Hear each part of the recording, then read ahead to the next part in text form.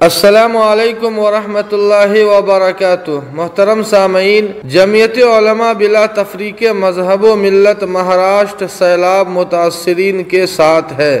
مولانا ارشد مدنی نے کہا کہ جمعیت علماء اس طرح کے رفاعی اور امدادی کاموں میں مذہب کی بنیاد پر کوئی تفریق نہیں کرتی اور مصیبت کی گھڑی میں وہ تمام ہندوستانیوں کے ساتھ کاندھے سے کاندھے ملا کر کھڑی رہتی ہے۔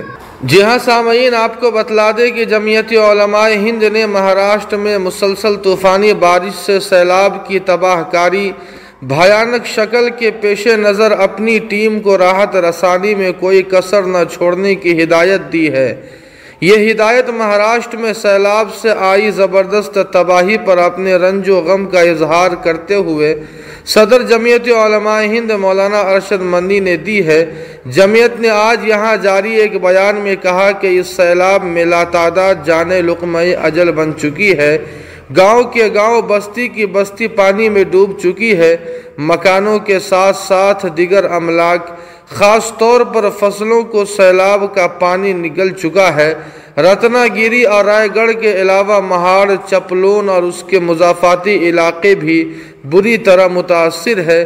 ان تمام متاثرہ علاقوں میں جمعیت علماء مہاراشٹر کی جانب سے ریلیف کا کام جنگی پیمانے پر جاری ہے۔ مہاراشٹر میں سیلاب سے آئی زبردست تباہی پر اپنے رنج و دکھ کا اظہار کرتے ہوئے صدر جمعیت علماء ہند نے کہا کہ مسلسل بارش کی وجہ سے اس مرتبہ مہاراشٹر کے بعض علاقوں میں جو سیلاب آیا ہے وہ انتہائی تباہ کن ہے۔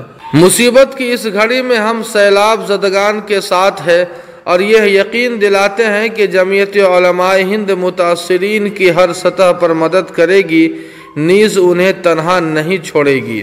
جمعیت علماء مہاراشٹر جمعیت علماء ہند کے مقامی ذمہ داروں اور رضاکاروں کے ساتھ متاثرہ علاقوں میں امداد اور ریلیف کا کام بڑے پیمانے پر کر رہی ہے۔ چونکہ حکومت اور لوگ اس وقت امداد پر لگے ہوئے ہیں، اس لیے اب آنے والے دنوں میں اس بات کی ضرورت ہے کہ جن لوگوں کے مکانات تباہ ہو چکے ہیں ان کی باز آباد کاری کی فکر کی جائے، کیونکہ یہ لوگ اپنا تمام اثاثہ سیلاب میں کھو چکے ہیں۔